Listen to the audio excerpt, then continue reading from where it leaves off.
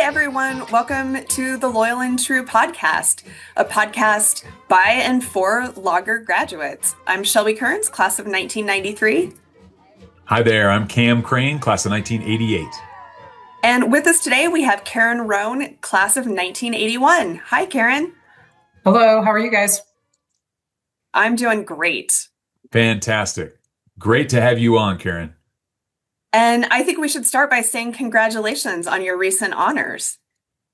Oh, thank you. Thank you. It feels odd, especially it just feels odd, but thank you. I'll take it.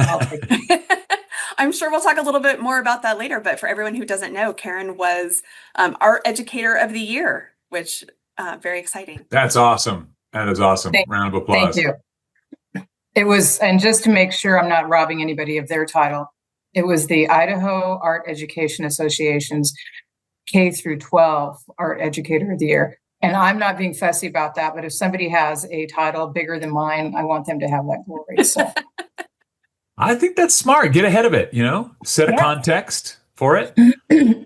I think most of the listeners will just appreciate what you're doing with kids, that you're an educator and you're an artist and you're doing great work with kids. That's just awesome. Thank you. Yeah. Yes, and maybe we could talk a little bit more about that. Like, where are you, and kind of what led you from PHS class of 1981 to these great honors? Well, it was an unpaved road. I will tell you that, because I never had thought about going to school to become an educator. I thought, I don't know, and I don't know why. Now that I'm an educator, I'm like, gosh, what great freedom you have to, especially as an artist, to be able to have every reason in the world to get all the art supplies and then if I can't, which we don't have large budgets, but if I can't afford them, I, go to social media and say, hey, does anybody have this? Or does anybody have that? And then, so that whole opportunity, I know how I got here. We won't probably talk about a lot of it, but it's been something that I'm like, why didn't I think about this before? Especially being an artist, because every day I'm touching new mediums that I wouldn't give myself, I guess, reason to delve into, like stained glass is cool, but I'm like, yeah, I don't need to go there. But because of a donation from the Moscow art teacher who cleaned out her closet, we suddenly are doing stained glass. My students are doing beautiful stained glass work. And honestly, social media has been such a friend, which is odd to think about sometimes, but it has been such a friend. I just was last night in Moscow and got a donation from a class of 1975 graduate who I recall watching her play basketball. Oh, wow. I'm going to leave her a name because I didn't ask her if I could use that. But she had me come. She saw my interview, and I didn't know this until yesterday. She said, what caused me to get a hold of you is the jacket you had on. I had a jacket on in one of the photos they did that was a Native American print, and that gave her the nudge to say, I gotta call her, because what she had was a lot of Pendleton scraps, which Pendleton fabric is super expensive, a lot of leather making stuff. And we do a lot of leather. We're just getting into it, and we're getting into sewing as well this year for the first time. So pieces just fall in. I mean, honestly, things just fall into my lap. I feel like that's my life motto. It fell into my lap. It fell into my lap. That's yeah. It falls into your lap though because you're open to it. I think that's I was going to say I act like I'm totally, but I think really getting here was about, and knowing what I wanted to do and knowing that I always wanted better, and I never was sure what better or more was, but just doing it. I had an interview a couple years ago. And they wanted to know, how did I start my business, my Blackbird at the Depot business? And I was like, I opened a checking account and rented a room. I didn't have a business plan. Honestly, I'm an artist. We don't do those things. We just do. But really, that's what I did. I just wanted a place that gave me some legitimacy, I guess, to making art. And that's how it started. And I don't know what I'd do if I didn't have a shop, really, because it's so nice to be able to take photographs and then sell them, or make random little arty things and sell them. I mean, and doing a lot of written word, which I do. So reaching out, that's been very, I guess I'm reaching people that I didn't know I needed to reach. And they didn't know I needed to reach them either. And so this whole being a teacher thing was nothing that I ever thought I wanted to be, or that needed me to be there. But now it just, especially now that I feel like I'm almost justified. Now I got this award. I'm like, oh my gosh. You're legitimate, right? Makes you feel. Yeah. And so I think the thing that makes me keep going is, when I hear from parents, or I'll hear from students, but it's like, thank you. My fridge is getting larger and larger to be more of a monument to my ego, and I need to get it in check soon, because my husband's like, I get thank you notes from students. Like, I got a thank you note about a year ago from a student who I'd had a couple years earlier thanking me. She's going to school at the University of Idaho. She's getting a minor in art, and she thanked me for pushing her, which I do. I push all my students, I'm like, come on, and but also pushing her, but giving her the opportunity to make art. She did a mural, a small mural, but I think that's the thing. I think as a kid, I didn't realize this. And I think that we just don't even realize this as people, that if we have an opportunity, this may be really the only opportunity that we have to do this specific thing. So I'm always telling my kids in art class, I'm like, you guys, I don't know if I'll be back next year. I want to be back next year, but what if there is no art program next year? There'll be no STEAM for you to go to, or there'll be no art class to sign up for. I won't be here sharing my experiences with you. So take advantage of it while it's right in front of you. And I say that a lot because I don't know if you guys are aware, but my job every year, like at the end of the year, I'm just hoping the levy passes, because if it doesn't, my program won't have funding, and several programs in Potlatch won't have funding. And we won't have things like art or music and all the other things that it possibly supports. So that's always a really kind of scary time, because we do have people that, they don't use public school, and I totally honor that, and I get that. But then we have people who, I'm not sure why they're opposed to letting our children have all the opportunities of art and music, because we had those. I mean, did you guys have art and music when you were in high school? Were they still programs when you were here? I had music. The music program was really strong when I was in school. I don't remember visual art as much, though. It could have been there, and I just didn't access it as much. Shel, what do you remember? I remember. I mean, I know we had the music program, and we did have. We had art. I don't believe I took art. I think we maybe in junior high, like we all had maybe a quarter or something of art. But I do remember, and I remember like where the art room was, like kind of at the end of the hall. I don't know if it's in the same place. No, it was. So my daughter. Oh, I'm so sorry. Go ahead. Sorry. My daughter had art in that location, and I actually came in as an emergency hire. Oh my gosh, like in the 90s, before I even had an art degree, or before I even had a teaching degree, and taught like a semester or a quarter to some students. And now the art room is up in the shop building. And that's where it was when I was going to school. It was right between Lloyd Roan's wood shop and Mr. Holstein's metal shop. Oh, okay. Yeah.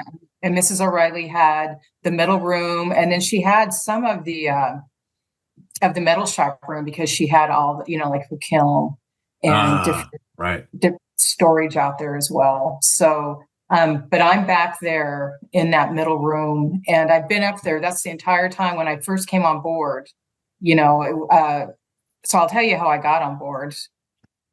I was working at my shop, and Doug Richards, who's the principal, called me and asked me if I knew anybody this is August, okay, right before school's going to start. And he's like, do you know anybody that would be interested in being an art teacher here? Because we've had our music teacher who was going to come back, not come back, or whatever the situation was.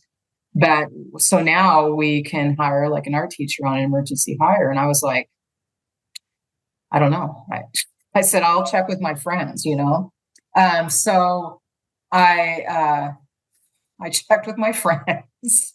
I called up. I was like, hey, are you still teaching art over there? Or are you interested in being an art teacher? And everybody had different, they were like, no, I already have a job, or gosh, I'm like, okay. And so then I called my husband. I was like, yeah, they're looking for an art teacher. And my husband was like, really? Okay. I'm just going to say, I think he was asking if you wanted to be an art teacher. And I'm like, really? Wow. I go, but I don't have an art degree. And I go, I'll call him back. So I called Doug back and I was like, hey, do they need an art degree, or excuse me, a teaching degree? Do they need a teaching degree? I say, because all I have is a BFA. I mean, not like, but I have a, BFA, but I have a teaching degree. And he goes, yeah, we can work around it.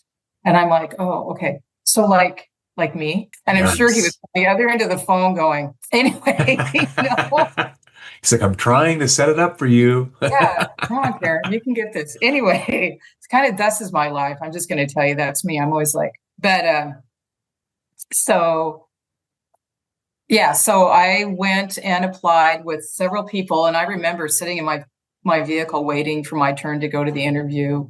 So I was waiting to get into this interview, and it was with everybody. And I remember watching other people go in and out of the interview and thinking, oh my gosh, look, they just took a briefcase in. They look so teacherly, they're just, that's a teacher right there. And I'm like, yeah, I honestly, I'm like, I felt like I was rolling in off my, last tour as a rock star or something. I mean, seriously, I wasn't dressed that badly, but you know what I'm saying? I'm like, here I am.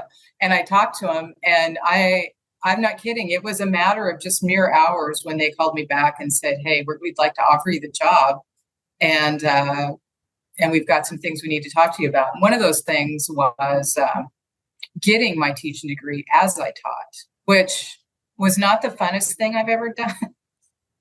But you know what? It was worth it. I learned so much. I did it online. So during the day, I'd go to school, and at night and weekends, I, go to school, College of Southern Idaho.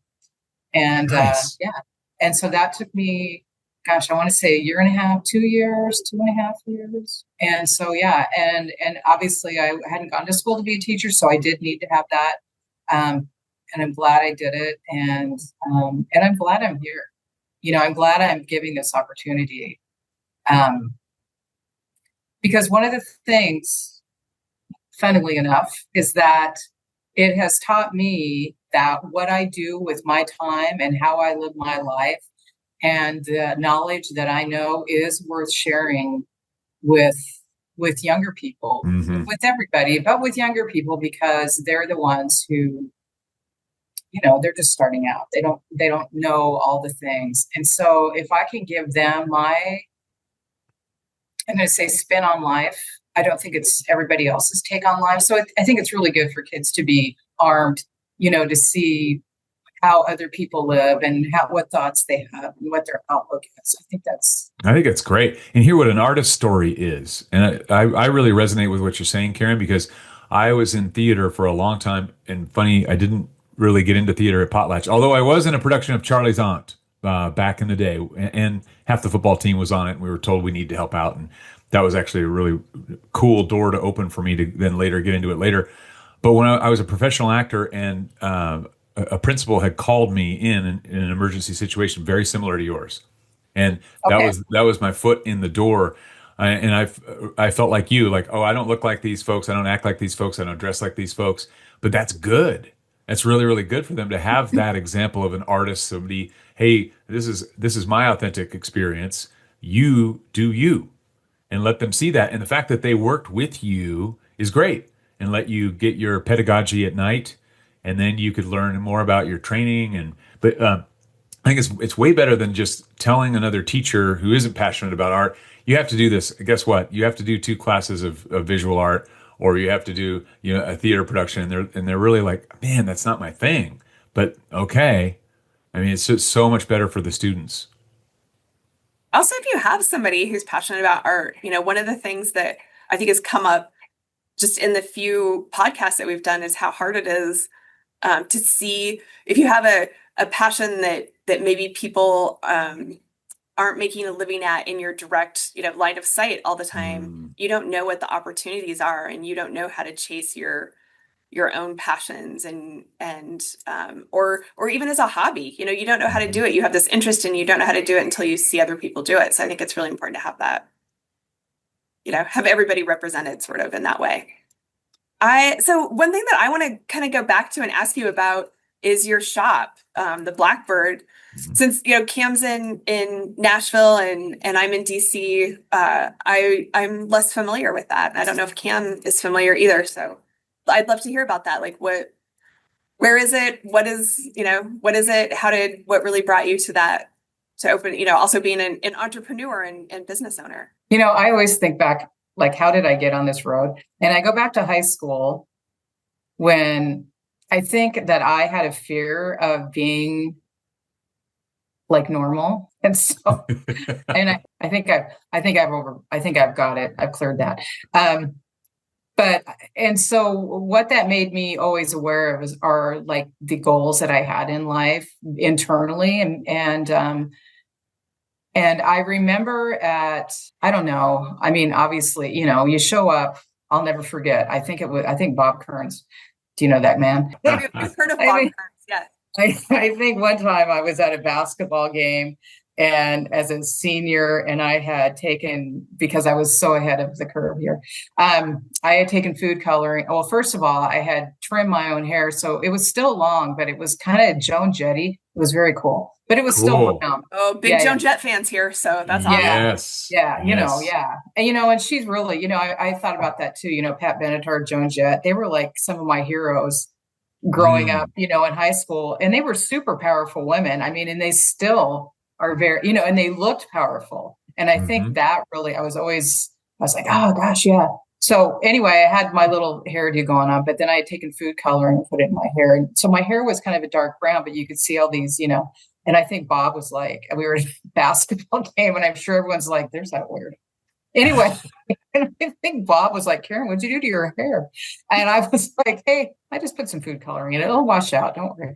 Anyway, but it's just so funny because a lot of times people won't say things, but then there's people who will, and they're just asking. It's not because it's wrong or it's right. They're just curious. So I think as an artist, I think you always dream about people looking at your stuff. You dream about it being in places where people, like art galleries, in shops. And in the late 80s, when I was going to school at the University of Idaho, I was producing a lot of like oil paintings and such. And we had this hallway in our house, and I hung all my art there. And I'll never forget, people would come to our house and they'd be like, this is like being in an art gallery. And that thrilled me to death, that I had all this art, just lined up, and then the whole entire house, it was it was a little company townhouse. So it was really tiny. And I thought, gosh, I'm moving toward this goal that I know that I have, but I don't even know really what it is.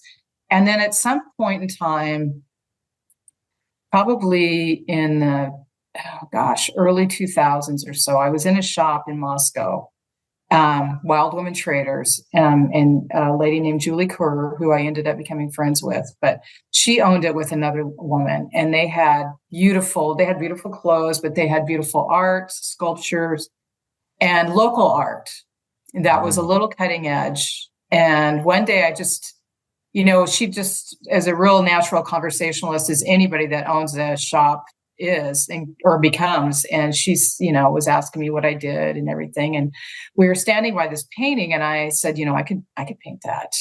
I do that all the time. And she was like, really? And I go, yeah, I'm like an artist. And, it's really weird to have to say that out loud sometimes, because a lot of times people don't think that that's a legitimate thing. Right. You're an artist.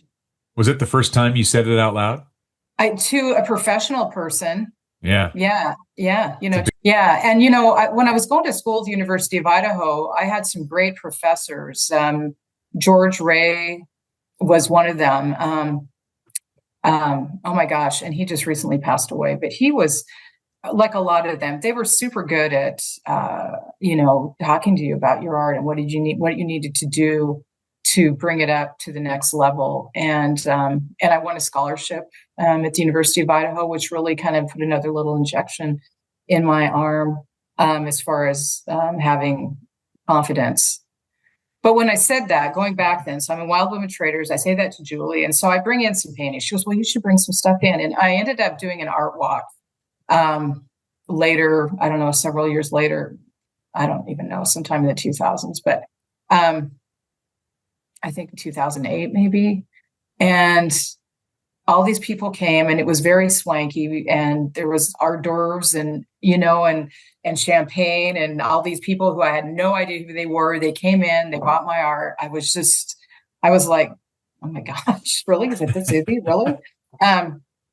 And it's not that easy. I mean, I spent a lot of time doing that, but I think the thing I learned is that I love the whole vibe of being in a shop that somebody had curated. And I think that's when I understood that curation for me is like a huge thing.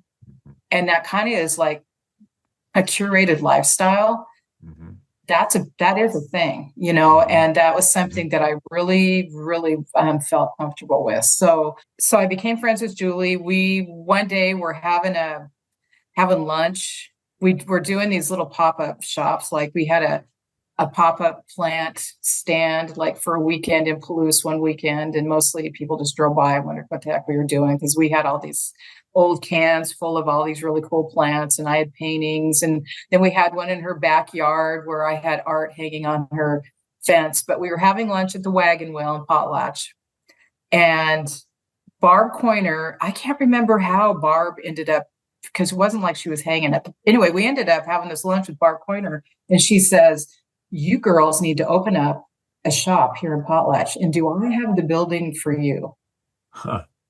And so I don't know how you guys were when you were in high school, but do you remember ever giving the WINM Depot any second nods as you were driving around the corner in town? Only one time, when I was on a snowmobile evading the police. Oh my gosh. Okay. You guys need to we'll start making a list of people who've done that. Okay.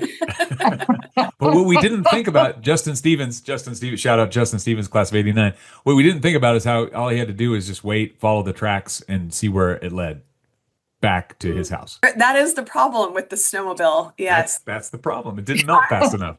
I honestly don't, it's funny being there and driving by it now because it's very prominent, and I don't remember it in any of my memories. Like, it's not something that I remember even seeing. Like, I couldn't even, if I had drawn what it was like to drive through Potlatch, I wouldn't have even included it. Like, it's interesting how it wasn't really part of our collective consciousness, because it was empty.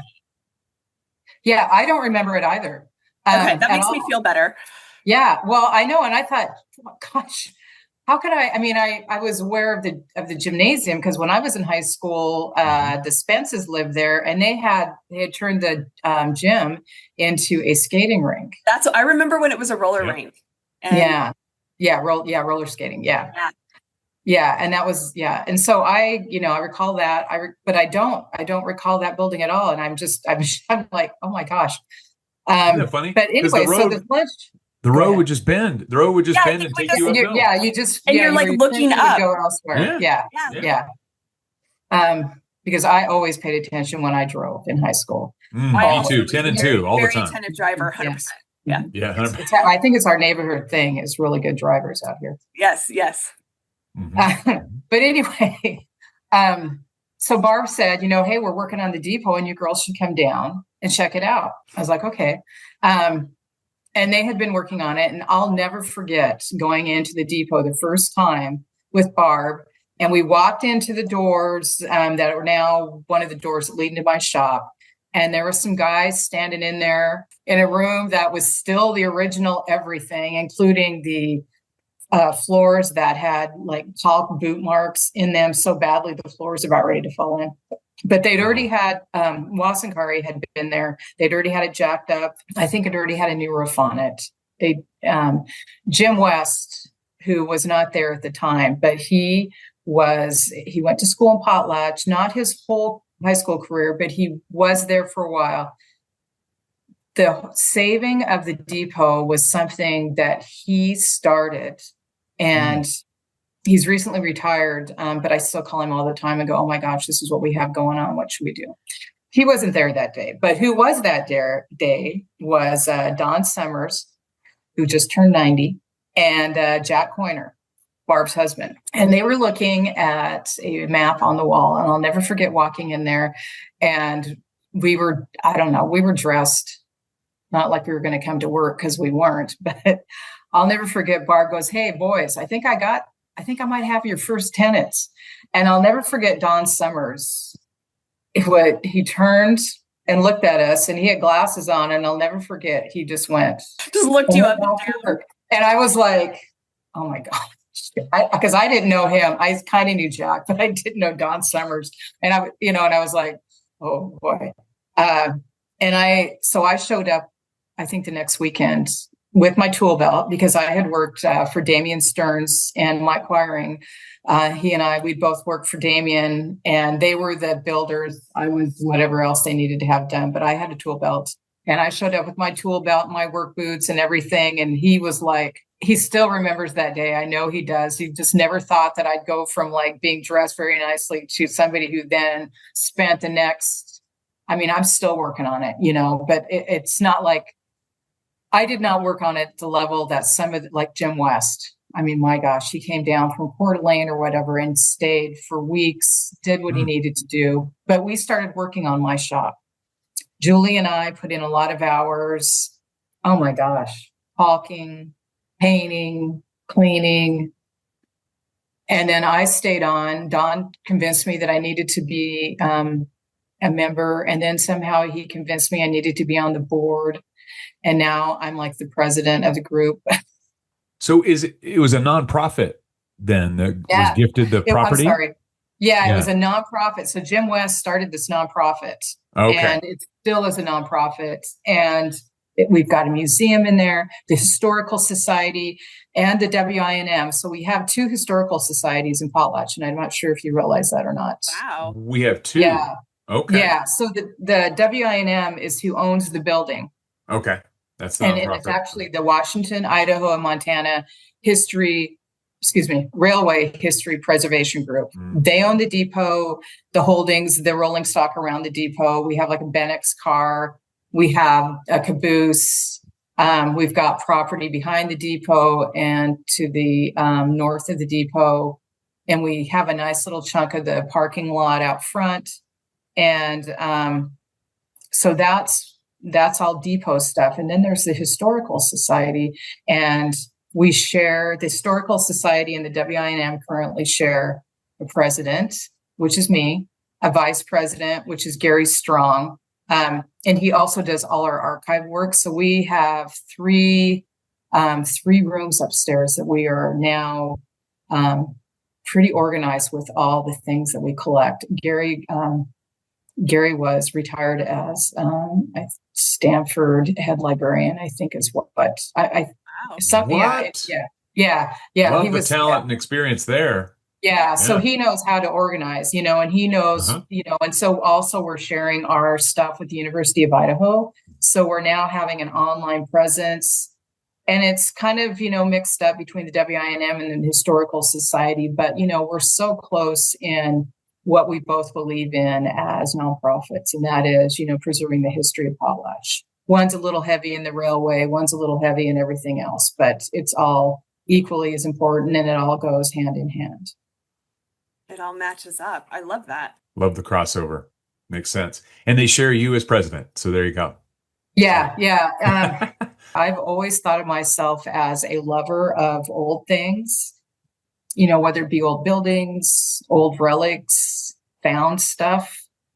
And I think that the nonprofit groups themselves are in danger of being that. And so I think that's one of my biggest draws. It's like nobody else wants to do it because it's an old-fashioned theory or an old-fashioned thought. And so that immediately makes me want to do it. The first time, I'll segue into Return to Riverside, which is a Potlatch Historical Society function.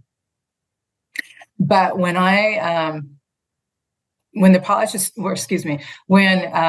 there was a call 11 years ago for a music festival meeting. What if Potlatch had a music festival? And it was a professor from the University of Idaho and Dave Cada. And I don't know if you're familiar with Dave at all. He's on our city council. I remember Dave. He's a Potlatch boy, and he believes in, all things good in Potlatch.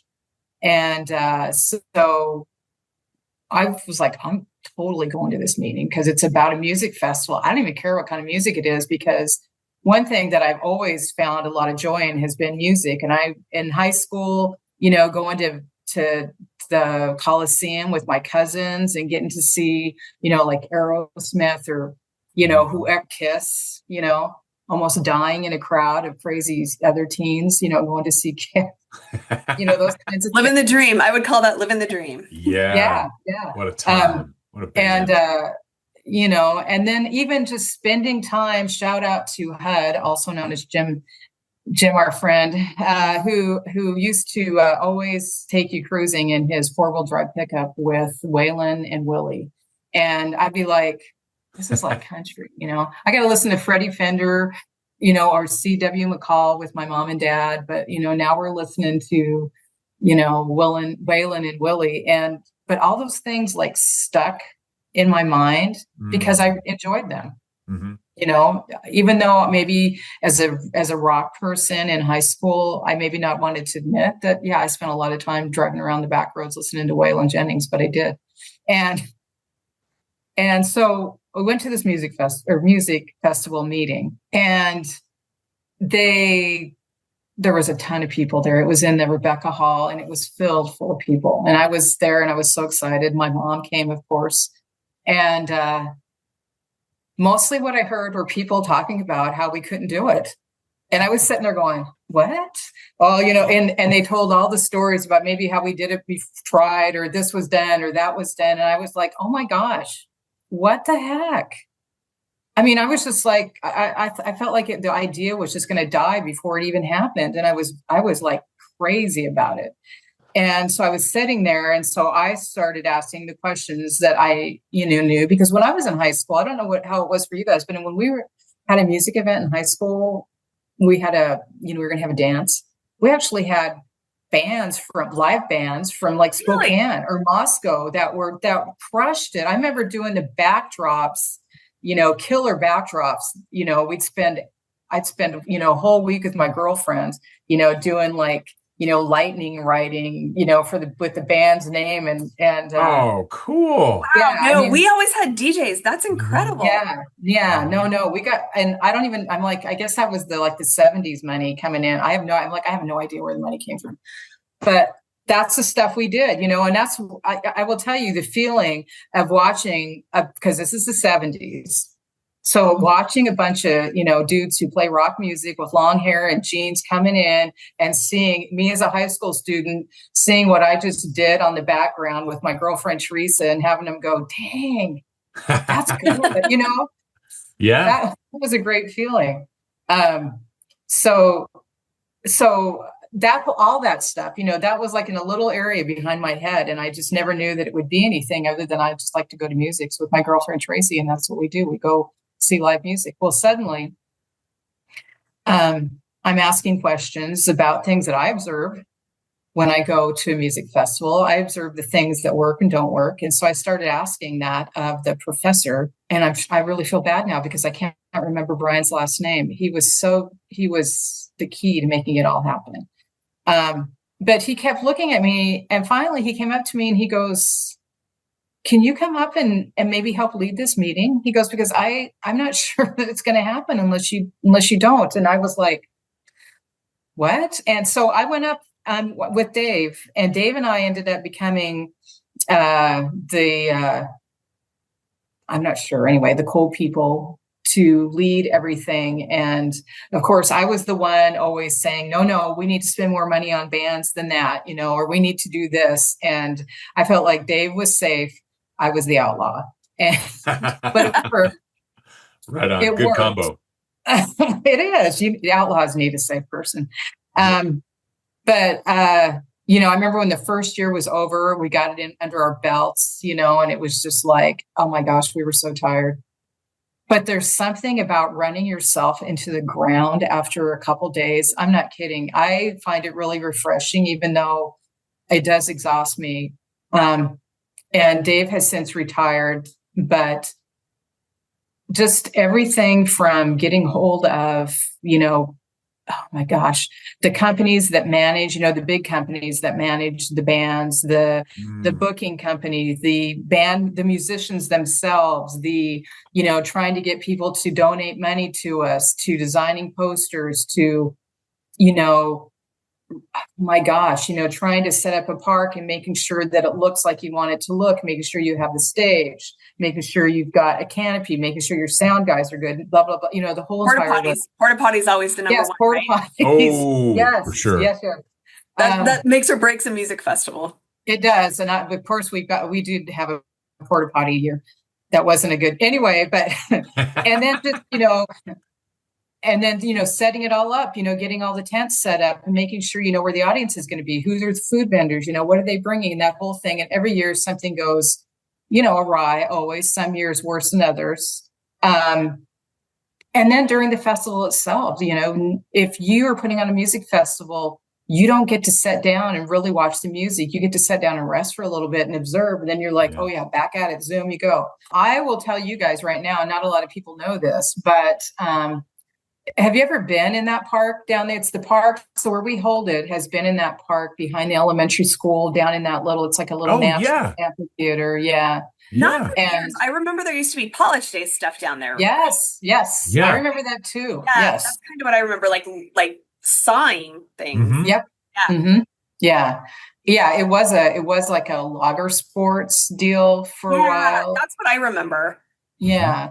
And so it kind of had no use. I mean, nobody was really using it. And so we used that area. And Sunday, we're moving. This is the day after our last music festival. We're moving pickup load after pickup load of, planners and, oh my gosh, tents, chairs, tables, all this stuff.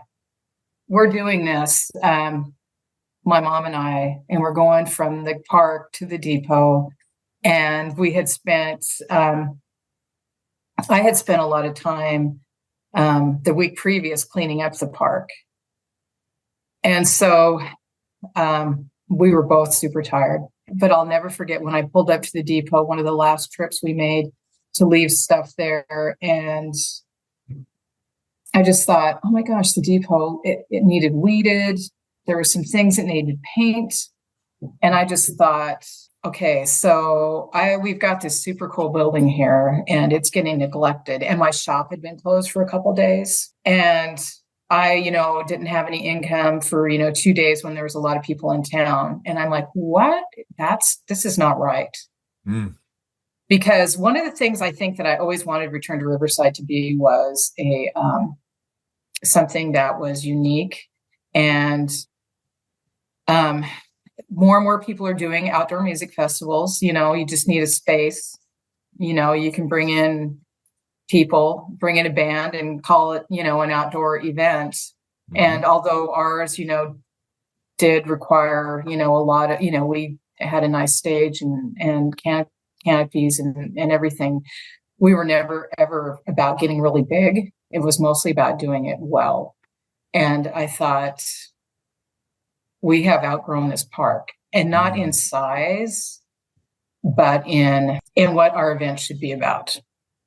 So problems that we've had at our event in the past has been like, people are like, hey, did you bring your Idaho stuff? Or is there a little store here where we can buy the George Jones t-shirts or this or that? And I'm like, no, we didn't, because I will tell you right now, we have 4 people on our board, 4. And I'm one of them. It's not enough to do everything. No. And so you have to pick and choose what you're going to do and, and how much time you're going to set up and how much time it's going to take to break everything down. And so, bringing all the merchandise from my shop was just a ridiculous thing to have to do. So we just didn't do it anymore. And then there's the history, all the history. You have these people, there, you've gathered them inside your park. you've got to get, they need to have things to do besides listen to music. And we'd had some displays, but I was sitting there I'm looking at the depot and I'm like, we got 2 stories of displays. We've got a Benix car that's a stage, and it is a stage. It actually was outfitted to be a stage by Jim West. And we have a freight room. Yeah.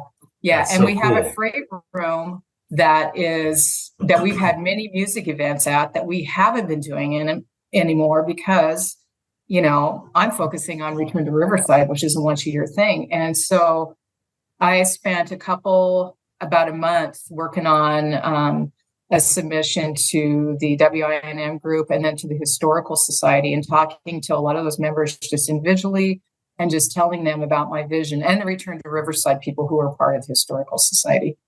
And just telling them, listen, it's time for us to change what we're doing. And it's time for us to bring something new and more exciting and giving people different options. And I brought our sound guys in, Cliff and Roger, and they looked over the whole property. We talked about what our needs were, what could be where. And so it hasn't been officially put out there yet, but we're right on the cusp of it. So it doesn't matter if it leaks out here in this podcast, but breaking news on Loyal and True. But it's going to become a 2-stage event. It's going to be more steeped in history, and we're going to have shopping. It's going to be more of a more well-rounded event. Some of the problems we had at the other location, there was a steep hill, and we had a lot of people who couldn't make it up and down the hill. We had to have golf carts. Yeah, it's a real thing. Yeah, and so that's where we're going with that. We're going to offer our sponsors more advertising time, more of an opportunity for them to be known as sponsors of Return to Riverside. And everybody, there's been a couple people that are like, oh, and I'm like, no, you got to, just let yourself think about it this way. And I think for the most part, though, everybody has gotten totally stoked by the time I get done explaining the whole vision. Mm-hmm. And as long as I tell them, listen, because we're not about making this a big giant thing. We are not about becoming Under the Big Sky. We're not about becoming Farm Jam or any of those other music festivals that are definitely bigger than we are. But we are about making ours more of a quality event and more about Potlatch, because, that's the other thing, too. We need to celebrate always our town and all the stuff that made it what it is today, which a lot of people don't know. I love that. So, yeah. That's awesome. And I think making the town is and its history and special things. And play to your strength, just like you're saying. Play to your strength. You've got that. You've got the infrastructure there.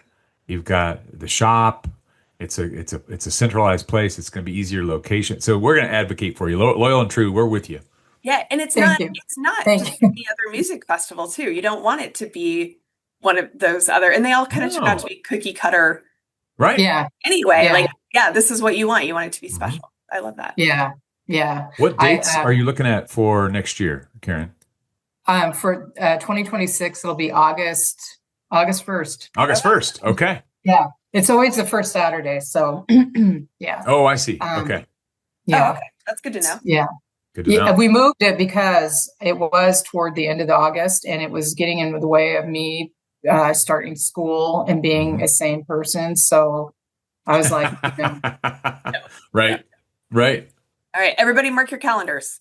I'm marking. I'm with you, Shelby. Yeah. So it'll be a little bit different this year, where we will have, I'm talking to people to come in to bring in some history, some people that can talk about maybe, I don't know, I want to say almost like little niche areas of history.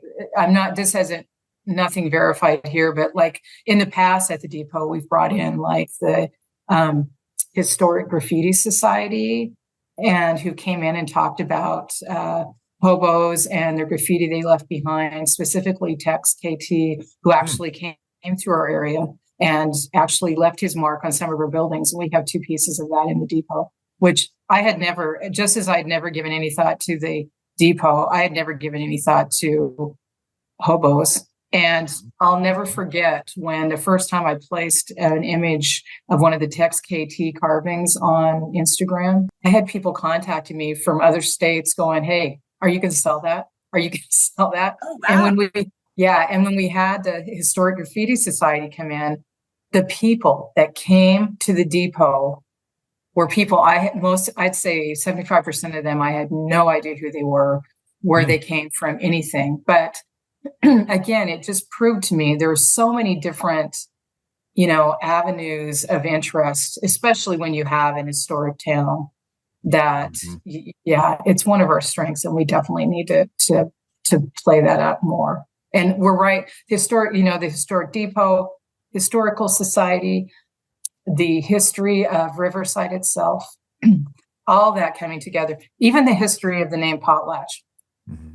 That all just reeks of, let's change this up and let's really focus on these kinds of things and do a more quality event, because we're more about the quality than the quantity. So I have a piece of Potlatch history here in my office in DC that I should show you. Cam, have I told you about this? I don't know. I'm So curious. this is a brick, if you're watching this, and it's from the mill, and it was given, and there's like this picture on it I could see of the mill. And after it closed, I don't know how they put this on there, but after they closed, this was given to Senator McClure, and it's got like this history of the town and the mill on it. And somehow it found its way from Senator McClure to me, but I keep it here in my office as a little bit of home. And it talks about how they had a brick factory, I think where the football field is, and they made the bricks. And so that this was all made there. And so yeah, just a little piece of special Potlatch history that I like to keep around. Yeah, I'm pretty sure that was a Potlatch Historical Society that did that before my time. And I see those once in a while show up. Yeah, they did, I think, varnished it, Mod Podge, whatever you want to call it. But yeah, they put those together, and we have one in our collection. But yeah, stuff like that. Very small townish. That's what I like about it. It's very small town. That's such a cool tribute right there. Yeah, it's kind of cool. Like we all have these little things that we carry and display and talk about from. He said it's a very small town, but it has a lot of meaning to us. And the brick, Shelby, gives me some triggers, because I remember being tackled on that field and tackling people on that field, and it was so hard. And we'd ask coaches, "Why is this so hard compared to other fields?" And they said, "Well, it used to be a brick factory." We're like, "Brick? Come on, man! Yeah, There's bricks under this." Brick. Yeah, no wonder. It's so wild. They'll make you tough. Come on. Yeah. Yeah, exactly. That's what we heard. Yeah, but toughen up, Buttercup. Yeah, yeah. So we just had an open house for the grant that was written, the CTE grant for the ag building at Potlatch High School. So we just had an open house showcasing the classroom edition, all the equipment that was purchased for both the metal shop and the wood shop, because honest to God, a lot of that stuff was still from the days when I was in school.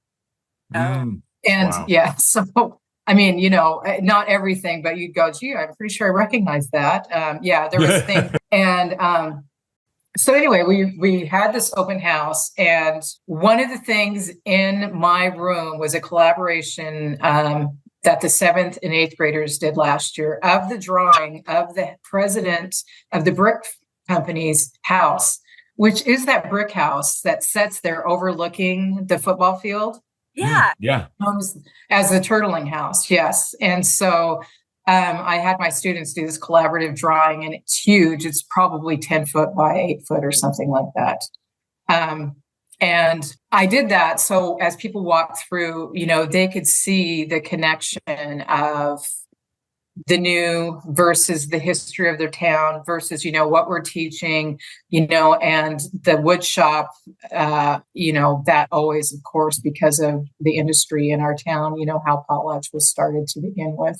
And even the metal shop part of it, it seems like it always just keeps circling around.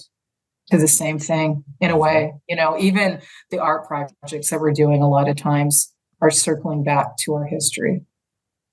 It's amazing And to think about it that way because I mean, it is so, it's almost entrenched, right? It just like goes, it's a constant thread that's woven through every piece of it.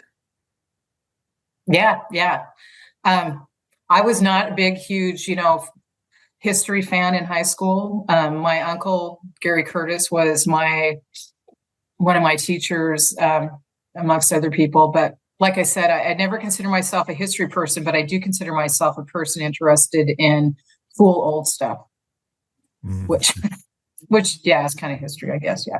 And then your ability to connect it is so important. And that goes to back, I think, the beginning of the conversation about you and your role as an artist, and then teaching the kids, helping them connect it, really the past and the present, and then, of course, where the town wants to go. It's Right. all really interesting to think about. It is, and Yeah. it is like Cam going back, like you said, going back to the beginning. I feel like it's that history isn't just reading a history text and learning, memorizing dates and places and events. It's things that are tangible, and it's the art, and it's Mhm. it's all of these pieces that are also history. But of course, when we talk about learning, sometimes I think we talk about it in a narrow way. So then people Yeah, like Karen, who obviously are very steeped in history and love old things, you know, think they're not a yeah. history person. But You're weaving it together, Karen. weaving it together in all these different ways in a lived way, right? That's Right. probably tangible to a lot more people Hmm. and very accessible. I think that's awesome. Yeah, and I think that, I guess we teach as we know, or we teach as we do, or we teach as we believe. And I guess that's exactly, what I'm doing. And so, yeah. Also, all three of us have taught. Cam has a background as an educator. I taught community college for a while, and I feel like we probably also all teach the way we wish someone would have taught us, the things that would have made things interesting to us. I used a lot of movie clips to teach economic and song lyrics to teach economic concepts, which Mhm. that's how my brain works and probably how I wish somebody would have explained those things to me. So, you're teaching history in the way that would have made it maybe interesting to you or more interesting. Yeah, I guess, that's one of my favorite sayings, I will say, is be the change you want to see. That is a great saying. I funny enough, this conversation I wrote down earlier, it made me think of one of my favorite sayings that I just as a segue. You mentioned that like your path has not been a paved road, and then later you also said that you have a fear of being normal. And funny enough, like one of my favorite quotes comes from Van Gogh, which is that normality is a paved road. It's comfortable to walk, but no flowers grow on it. And I think that quote will now always remind me of you, Karen. Oh, wow. I'll take it. I'll take it. I like that. I've never And heard that, but I like yeah, it. I love that. And probably because a lot of people might not know that we all grew up earlier. We were talking about like if you live in the country, we grew up as neighbors. We were only a few miles away. But anything that talks about not being a paved road is, of course, right to my heart. But I've always loved that quote. Absolutely. A little gravel in your travel. That's right. That's right. Oh man, that might become a poem somehow. I'm actually still in the house that I grew up in. I mean, I haven't always lived here, but as an adult and married, my husband and I bought the family farm from my mom, the part that she still had. So I'm still here. I don't know where you guys are, but I'm here with the gravel still. I just drove by you then a few weeks ago when I was staying with my mom. Well, really? Oh, nice. Yep. Yeah, so I was Yep. just We're driving here. right by there. I Oh, remember that's awesome. we used to have cows over there, I think, when I was little, and they'd get out. Yes. We would come over on our motorbikes and chase the cows. Do you remember that, Cam? Yes, absolutely. And the cows would get Yeah. out, and you got to get on the bikes. We actually loved it because it was an excuse to get on the motorcycles and Yeah. go over and get them back in, you know. I remember when you lived in town, Karen, I think, because I think you had a purple door. Yeah, because it was the pink house. We had a pink house. Yeah. That was the company townhouse. And yeah, because if you have a pink house, you should have a purple door. Yeah. Little pink I love houses. purple. Yes. Little pink houses like that. I just Yeah. remember that house. I Um, remember that house. Now that remember was that house? yours. That's cool, Karen. Yeah, I lived on Pine for a while. And Did then you? I did. And then I lived, because I lived all over, you know, I lived with Shelby for a while, lived with our grandparents for a while. I lived in town on Pine Street. And then later we rented the Green Bennett house up on top of the hill at the very, very Okay, top yeah. by the Yeah. Bartletts. You might be old enough or young enough, I would say, to remember then our 4th of Julys that we used to have until we talked about those fondly until we got shut down. But they were, like typical small town, giant speakers. We're talking, huge, giant, like Marantz speakers for that day would get mounted on the roof of the front porch of the house. And then Nice. it's always a trip to the reservation to go get the secret good Uh-huh. Yep, get those fireworks, not the little fireworks. ones, but the ones, Uh-huh. The where real ones. yeah, the real ones. Go up And to then the 10 fire set. part, yeah, yeah.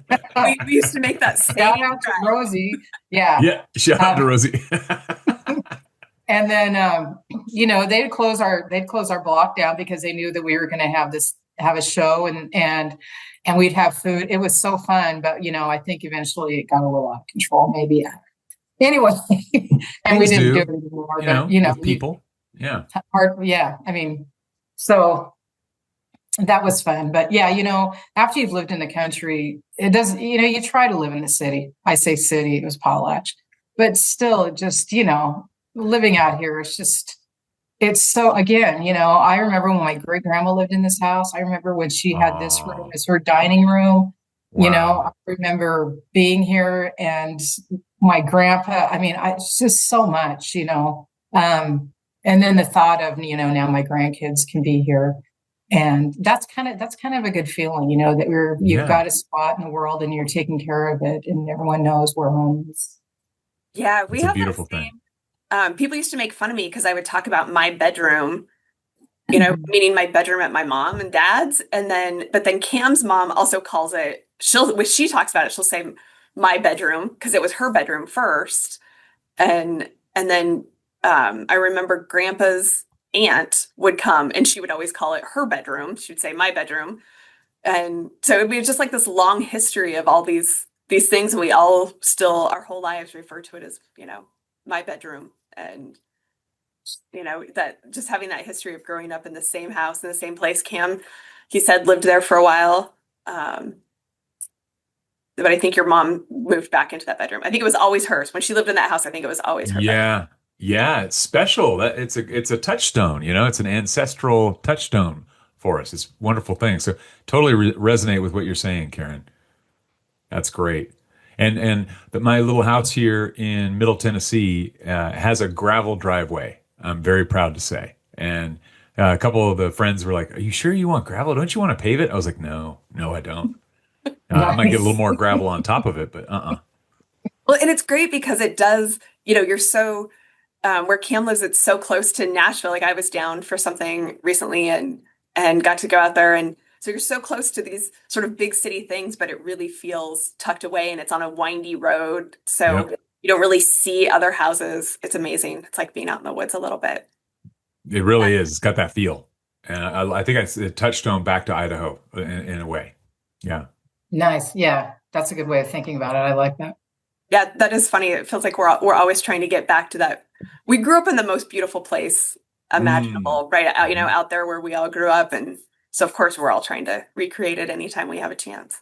So I have a segue question for you, Karen. Yes. How is it, all this being said that you're doing now, how is it then looking back on high school, knowing that you're teaching the very high school where you grew up? What was that experience like as you reflect on it? And which teachers stand out to you? Well, my Uncle Gary always, because he was my uncle, but also he was not afraid to ask Mr. Yeomans to leave his office so he could talk to me in his office and try to understand what it is that I was doing at the time, what my vision was for where I was going.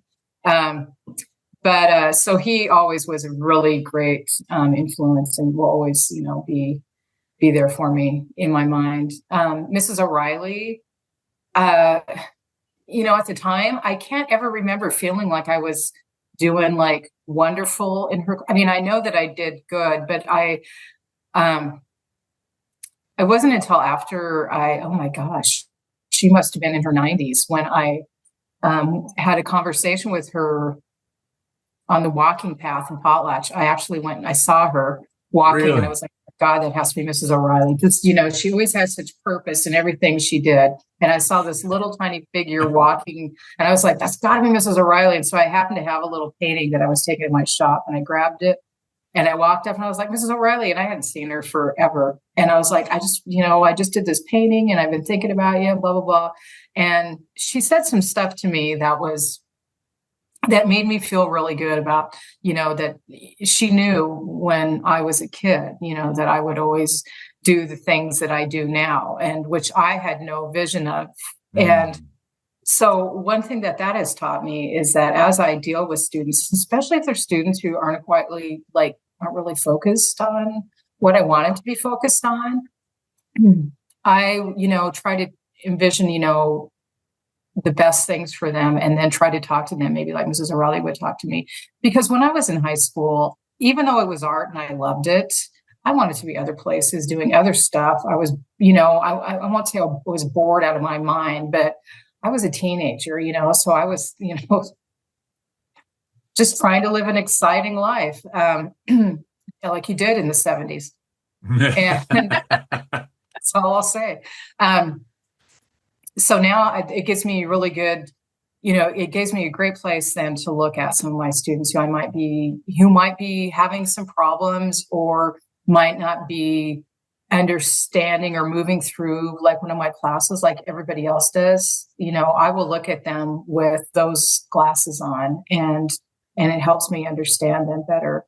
And so hopefully it helps me reach them and give them a little bit more confidence in what they're doing. And I do see that. It's really great to see a light bulb go on in a student when you say, hey, what you just did, this.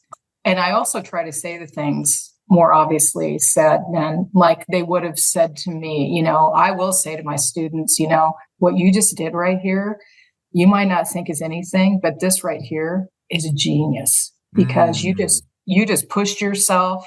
And I said, you can't go back now. You can't go back. Don't go back. You just raised the bar on yourself, and now you have to keep going. And I love being able to say that. And I actually just had a parent shoot me a text the other night that says, thanks for what you're doing because my child loves your class.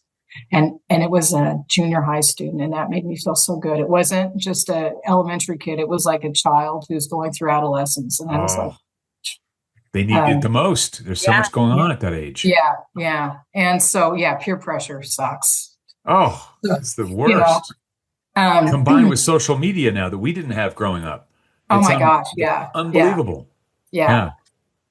So those two people really stood out, but I feel like, Mrs. Stockton, Mrs. Stockton actually came to the high school a month ago or a couple of weeks ago, and I was at the elementary. Mrs. Stockton was my English teacher. Which grades did she teach? I was probably a junior for sure, maybe a senior. So I don't know how many years she was there, but I missed her then. Okay. Mike Barrett was there. Yeah. And I think he had just shown up, like maybe he took her place. Okay. Another person that really did have a lot of good influence on me was Mr. Swinney, Glenn, who's still living in Potlatch in his house. And I actually ran into him for the first time, I think, since probably the 80s. I ran into him at the post office, and I walked in, and there he was standing. And I was just like, Mr. Swinney, because I can't call anybody by their first name. Right. Yeah. No. Yeah. But he was great. I had Mr. Swinney as well, and he was fantastic. And just such a nice man. Yeah, really nice guy. Very easygoing. His whole manner of teaching, the advice he'd give you. He was just he was very laid back, but he knew what he was doing, and he had some really important things to say and to teach. So he also had a really good, he had an importance in my life. With some positive things, and there was a little bit here and there of different teachers, but those are the ones in high school that really, I'm going to say, helped. Are you going through that now where you're Mrs. Rohn, or, Do they call you that? And how is that for you when, you look back and you're always on the other side of it? It's weird. I never know. I mean, I have some students um, that listen like to everything I say, and they're not the student that I would think. There's some students that when I talk and they listen, I'm always thinking at the same time, I'm like, man, they're listening to everything I say, because they are. Yeah. They're listening to everything I say and they're pondering it. And I love that because for them, great. But for me, that keeps me in check. It's like everything that comes out of your mouth, somebody is going to take, each one teach one, whether you want to or not. You're teaching somebody, whether you're a teacher or not, you're teaching somebody something. Yeah. So try to make it good, try to make it worthwhile, try to make it good advice. Yeah, you're having strong impressions on people. Yeah, and I don't think we all realize that. I think we just think being a teacher or teaching others is something we do because we choose to. No, you don't get to choose who you're teaching, really, in reality. You're teaching people without even knowing who your pupils You're not are. even knowing. Yeah. Well, and the feedback loop is weird as a teacher. I realize that because I would have these powerful moments with kids, and then some of them would stay in my school or some would leave, and I wouldn't know how they did. And randomly, sometimes they would come back and give me compliments or, hey, when we did this play together, that really changed my life. And I'm like, wow, really? I didn't know that. I didn't know that was so good for you. But you don't know. It's not like there's a survey every month and then you get feedback and go, here's how Johnny thinks you're doing in class, Yeah. Sometimes I don't think kids know either when they're, maybe it takes time for them to know what that impact was and to be able to express it. Because sometimes things are happening to you as a young person and you don't quite understand yet the impact. And it might trigger you later. And you're like, oh, wow, I remember. And Yeah. You don't have the words. You don't have the words to tell an adult they did something nice for you. That's not in the teenager. I just had a student, a high school student, tell me this week. She's in one of my smaller art classes, and so she's working there. When I have smaller art classes, like in the high school, we do a lot of individual projects, and I just walk around seeing what everybody's doing, and then prodding them into the right direction, trying to get them to try new methods and materials. And so she was working, and she said to me, she just blurted this out. She goes, Miss Rohn, when I was in junior high and I took your class, you tried to show me on this piece of art something that I should do. And she said, and I thought it was the dumbest thing ever. And I didn't do it. And I didn't listen to you. And she goes, and now I look back at that and I realize you knew what you were talking about. All right. There's some right. Yeah. She goes, and you were self-awareness. Right. Yeah. And I said, well, thank you for letting me know. I said, I try to give out, decent advice. I am older than you. And so I do, I do add that in sometimes, like, especially if I'm talking to kids who I think are almost on the verge of rolling their eyes at me. I'm like, hey, I was once your age and now I'm not. I'm a lot older than you. And I have all this experience. And really, you guys, when I give you advice, and this is what I always try to tell them, I'm giving them advice as a person who, I'm not giving them advice as a person who's a teacher. And I think that suddenly gives it not so much a, taboo type way of, I think they're more willing to accept it if I say, well, I'm just, I'm not in this official title. I'm just a person who does, makes things. I think it's easier for them to accept it than if it feels like it's a teacher, because well, maybe you guys were a lot better than I was, but me as a teenager, or me as a junior high kid, for somebody to try to, well, you need to do this, this, and this. And I'd be like, you don't know. I think that's what my reaction was. Yeah. What do you know? You're no fun. Yeah. So I remember that. So that's what I always try, I just want them to hear. And like I said, it makes me feel good. I can walk into my kitchen. I can see on my fridge the little notes and everything. I know it looks like I'm a egomaniac, but it does me good to know that I'm doing good for young people. And I like that. That's what it's all about. I love it. You are such a terrific storyteller, Karen. I think I just ramble on. Sorry. And interrupt everybody. Sorry. Not a bit. I mean, there's so many wonderful topics that we've covered here. from Potlatch and your experience to all the art and the nonprofits that you're working on, the history that you're bringing to life. It's been a very rich tapestry of discussion. Just wanted to call that out. Well, Very I would cool. really like to say thank you for all the things you're doing for our Hmm. hometown. It's a big part of who we are, I think, is being Hmm. from Potlatch, and it's nice to know that there's somebody there keeping all of that alive and doing so much, Hmm. both to, I would say both to capture the history and preserve the history, but also to, chart the future with your Hmm. influence on young people. So thank Hmm. you. Yeah, you're doing all of it, really. If you look at it that way, you're, you know, you're looking back, you're in the present moment, and you're building the future with the students and the future events that you've got going on. Well, thank you. I mean, honestly, I'm going to just say this one little bit. Um, I wish that when I was this kid that I would have realized that I don't have to go somewhere to be someone or to Mhm. be important or to do the right thing or to be happy. I just have to use wherever I'm at and make it happen there. And, and for a lot of years, I didn't realize that.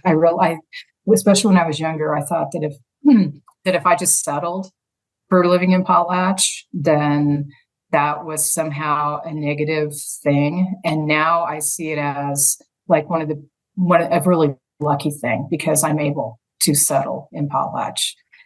But it took me a lot of years to figure that out. But because it's like the whole thing, I really believe when you're driving down the highway and you see all those little sunflowers that I don't even know how they ended up alongside the highway growing.